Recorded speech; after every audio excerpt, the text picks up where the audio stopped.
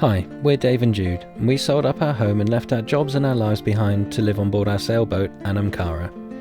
Since leaving Portsmouth on the south coast of the UK, we've had quite an adventure, visiting wild Atlantic islands, Irish pubs, spotting whales and watching motorsports. We're embracing life and all that it has to offer. Come with us as we continue to sail north and explore the UK's magnificent coastline all the way up to the Scottish Islands and beyond. We'll be exploring the Lochs of Scotland and the Hebridean Islands and discover the wildlife and communities on the way. We have new videos out every Saturday, so make sure you subscribe to avoid missing an episode.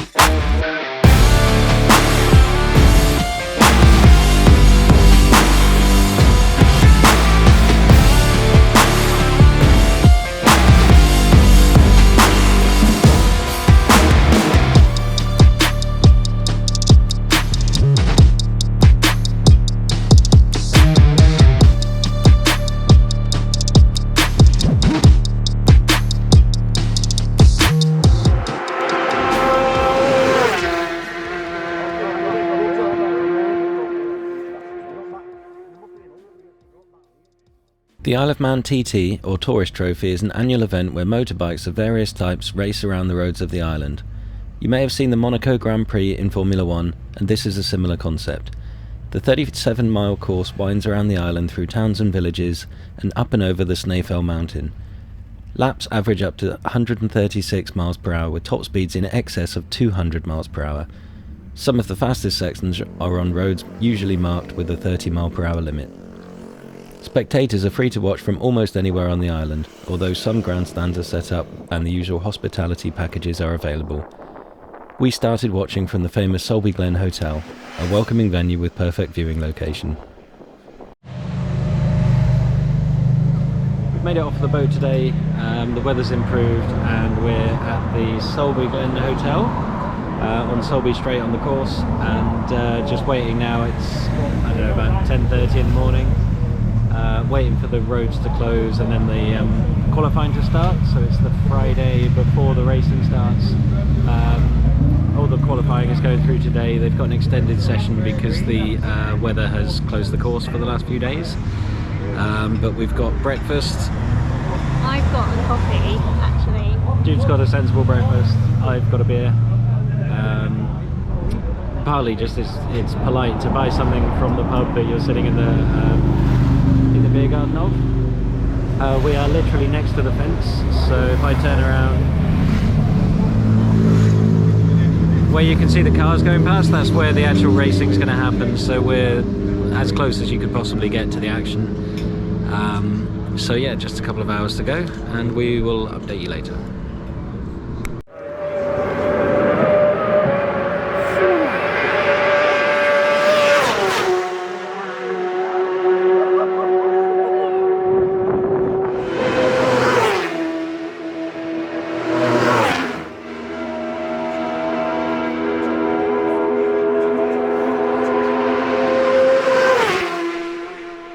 It's really hard to describe the feeling as these bikes whiz past. At the Sulby Glen, they're really as close as they look.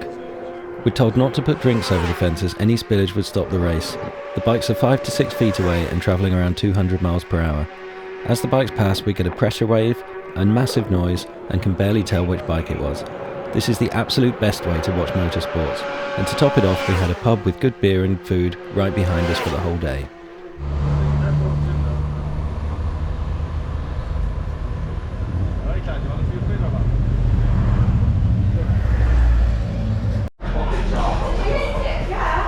We are back now from watching the first lot of qualifying that we've seen of the TT races. It was all very exciting. We were on the Sulby Strait and the bikes were going like 200 miles an hour, about 300 and something kilometres. 320 kilometres.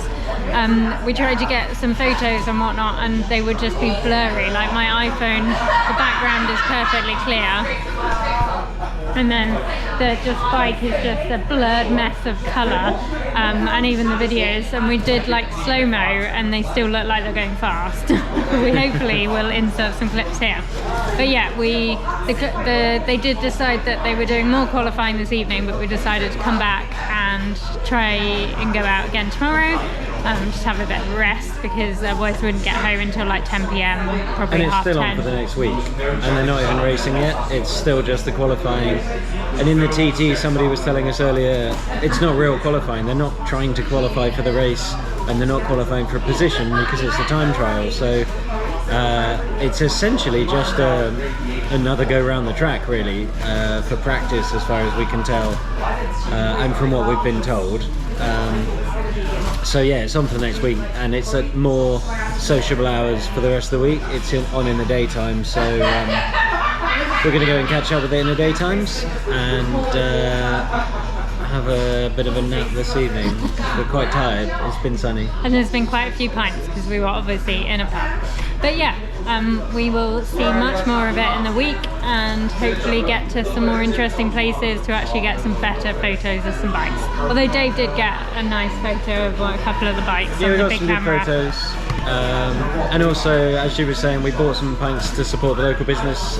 Shout out to the Sulby Glen Hotel. Probably the best place to watch the superbikes go fast on the island for speed. It's a long straight road, which is why they're going so fast. So if you're here, definitely go and check that out for at least some of the racing.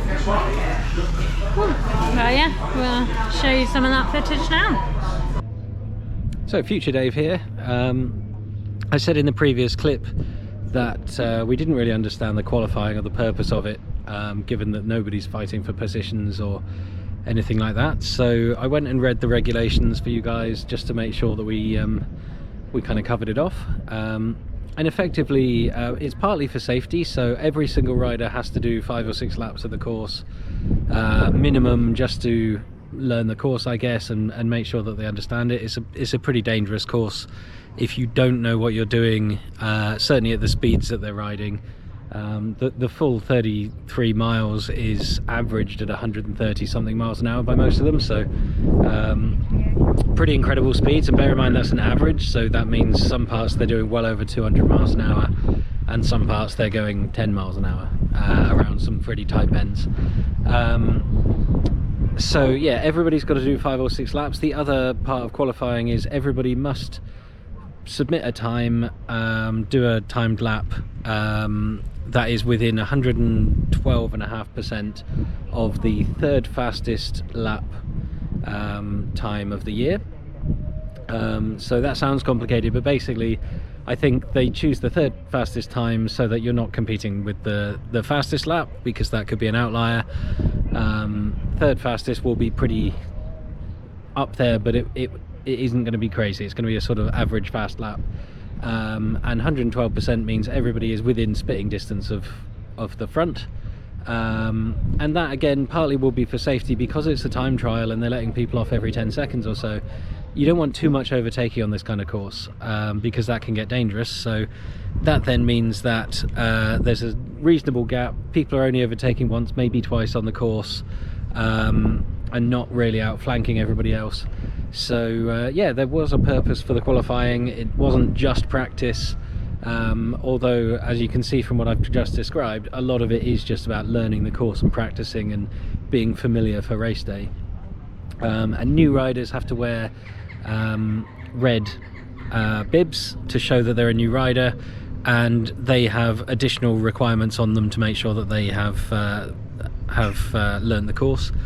And anyone that's entering multiple competitions, so different types of bikes, the super sport and the super stock for instance, they have to do a minimum of 2 laps on each of the bike types, but that makes up the overall 5 or 6 laps. I forget if it's 5 or 6, but it's one or the other. I think it's 6. So yeah, they can do 2 laps on each of 3 bikes and still qualify to enter the race. So yeah, we're here at the Meta Lounge on Peel Seafront. as part of Peel Day. We're just wandering around and sort of seeing what's about. So. We've just come out into Peel, so this is where we're at the marina, but they have a Peel Day today, so that is their TT celebration. So there's some classic cars, classic bikes, lots of market stalls, lots of people, there's some live music, food, ice cream. We've already eaten an ice cream. We didn't show you, sorry. They're also doing a load of stunts. We've just walked past where they were doing it. They're not at the moment. Not sure when their next one is, but we might try and see that. And there's a truck full of energy drinks just handing out cans of Monster. Yeah, we've so far got 4. Not whether we can do another walk past and get another one, but there's been two trucks and we've had it out of both of them so far. I've already drunk one of mine. But yeah, we are just gonna have a bit more of a wander, see what else we can find here, but so far it's really good. On their website there's pictures of it from previous years and there's been lots of people. It looks absolutely rammed. A bit quieter this year, but today is, although it's just got really windy, I don't know if you can hear that on the microphone, today is one of the calmer days, so a lot of the racing and the qualifying has been cancelled. Well, it's the first day of actual races today, I think, or yesterday might have been one race, but they're actually officially racing today, so we figured it would probably be quieter here because people have been missing all the racing. So the reason the parade is on today, which might seem weird, is we've said it's racing.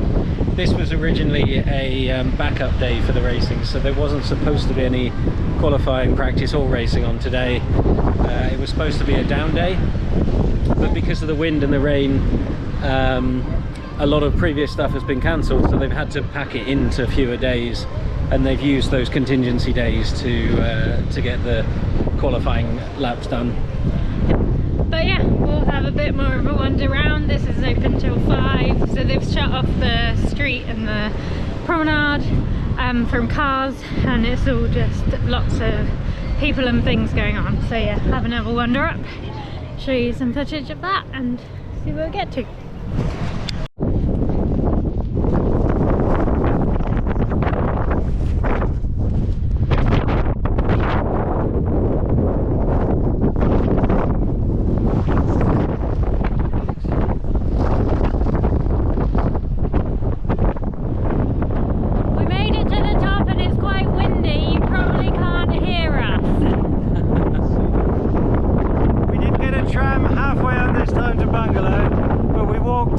So technically we've walked from the sea to the top. Yeah. It's quite windy though. Now we're gonna go back down.